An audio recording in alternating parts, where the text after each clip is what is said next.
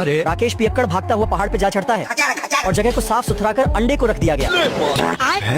राकेश पियक्कड़ की छिनार वाली हरकत देख बिट्टू पहलवान को गुस्सा आ जाता है। गांजा प्रसाद भागता हुआ गया और एक बड़ा सा रस्सी उठा लाता है। रस्सी को इतना जोर से फेंका गया कि वो पहाड़ के इस पार से उस पार चला जाता है और जाकर एक पौधे में अटक गया।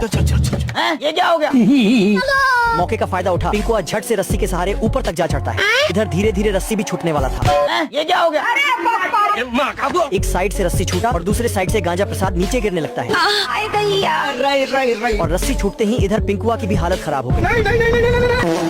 इधर राकेश पियक्कड़ के अंडे से अजीब आवाजें निकलने लगती हैं। क्या हो गया तुम्हें? देखने पे पता चला कि अब वो अंडा फूटने वाला है। अंडा फूटते ही अंदर से एक डायनासोर का बच्चा निकल गया। डायनासोर का बच्चा दौड़ना शुरू कर देता है।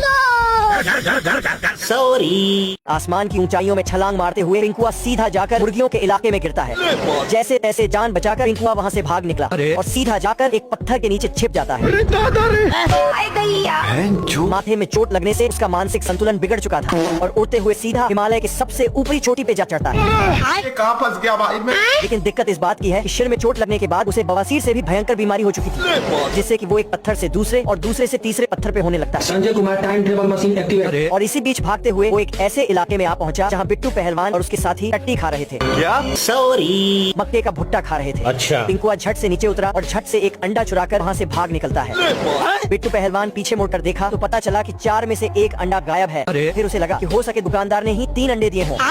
लेकिन जब अगली बार देखा तो बस 2 ही अंडे थे। सबको शक लगा कि पोता प्रसाद सारे अंडे दबोचे जा रहा है। प्रिय मित्र होने के नाते बिट्टू पहलवान ने उसे माफ कर दिया। लेकिन इधर असली चाल तो पिंकुआ की थी। बवासीर के कारण पिंकुआ की हालत खराब हो चुकी थी। तभी उसे एक मक्खी दिख गई जो ग्लास में कैद हुई पड़ी थी। मक्खी को देख पिंकुआ के मुंह से मूंछ टपकने लगा। पिंकुआ ने दोबारा उठकर देखा तो पता चला कि ग्लास का ढक्कन जमीन में दबा पड़ा है। मक्खी को ग्लास से निकालने के लिए पिंकुआ ने 100 फीट गड्ढा खोद डाला। मक्खी तो बाहर निकल गया लेकिन बेचारा पिंकुआ उसी में फंसा पड़ा था। बैलेंस बिगड़ते ही ग्लास के साथ पिंकुआ कराची बॉर्डर के पास जाकर गिरता है। भैया काफी कोशिश के बाद भी वो उस मक्खी को नहीं खा पाया। इधर गांजा पीकर बिट्टू पहलवान और उसके साथी गाड़ी चला रहे होते हैं। इसी बीच गाड़ी का चक्का एक पत्थर से जा टकराया।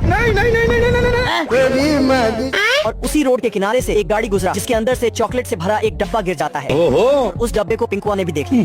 पिंकुआ ने झट से डब्बे को उठाया और वहाँ से भाग निकलता है। भागते भागते पिंकुआ एक पत्थर से जा टकराया जिससे कि डब्बा हवा में उड़ चलता है।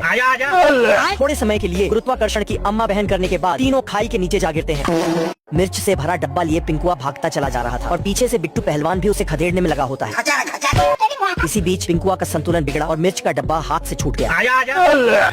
कुछ देर के लिए बिट्टू पहलवान और उसके साथियों ने गुरुत्वाकर्षण के नियमों का माँ बहन कर रखा था और झट से खाई के नीचे जा गिरे। अब भी पिंकुआ को नजर उस मिर्च वाले डब्बे पे थी।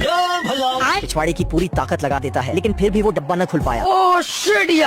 भाई यहाँ पे क्या हो रहा भाई? और अंत में जैसे ही डब्बे का ढक्कन खुला तभी बिट्टू पहलवान और उसके साथी भी आ पहुँचे। पिंकुआ भागता हुआ गया और मिर्च से भरे पूरे डब्बे को मुंह में घुसेड़ लेता है। पिंकुआ की ऐसी भुक्कड़ वाली हरकत देख बिट्टू पहलवान काफी ज्यादा डर गया।